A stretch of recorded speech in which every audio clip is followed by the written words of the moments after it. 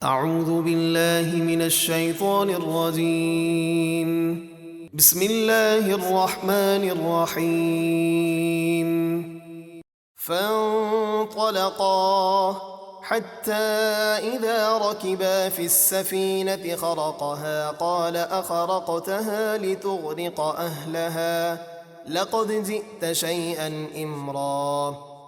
پھر وہ دونوں چلے یہاں تک کہ جب کشتی میں سوار ہوئے تو اس بندے یعنی خضر نے اسے کلہاڑی سے چیر ڈالا۔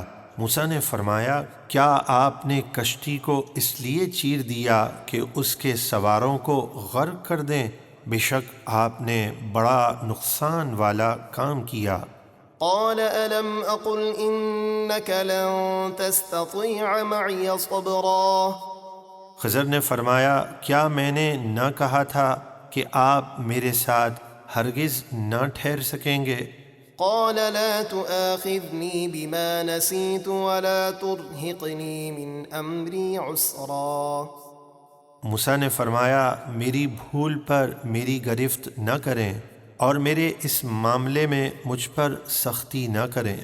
فانطلقا حتى إذا لقيا غلاما فقتله قال أقتلت نفسا زكية بغير نفس لقد جئت شيئا نكرا۔ کشتی سے اتر کر پھر دونوں چلے یہاں تک کہ جب ایک لڑکے سے ملے تو اس بندے یعنی خضر نے اسے قتل کر دیا۔ موسیٰ نے فرمایا کیا آپ نے ایک بے گناہ ستری جان کو بغیر کسی جان کے بدلے قتل کر دیا؟ بے شک آپ نے بہت برا کام کیا۔ قال ألم أقل لك إنك لن تستطيع معي صبرا۔ خضر نے موسیٰ سے فرمایا میں نے آپ سے نہ کہا تھا کہ آپ ہرگز میرے ساتھ نہ ٹھہر سکیں گے؟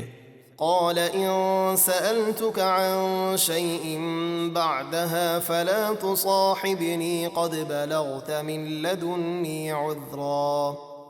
موسیٰ نے فرمایا اگر اس کے بعد میں آپ سے کچھ پوچھوں تو پھر میرے ساتھ آپ نہ رہیے گا، بے شک میری طرف سے آپ کا عذر پورا ہو چکا۔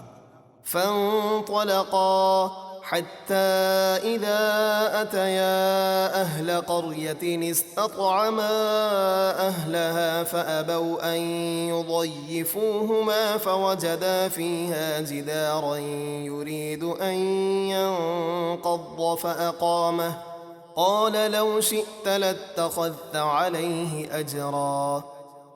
پھر دونوں چلے یہاں تک کہ جب ایک بستی انطاکیہ والوں کے پاس آئے تو اس کے باشندوں سے کھانا مانگا تو انہوں نے ان کی مہمان نوازی سے صاف انکار کر دیا۔ پھر دونوں نے اس بستی میں ایک دیوار پائی جو گرنے ہی والی تھی تو اس بندے نے اپنا دست مبارک لگا کر اسے سیدھا کر دیا۔ موسیٰ نے فرمایا اگر آپ چاہتے تو اس پر کچھ مزدوری لے لیتے۔ قال هذا فراق بيني وبينك سأنبئك بتأويل ما لم تستطع عليه صبرا۔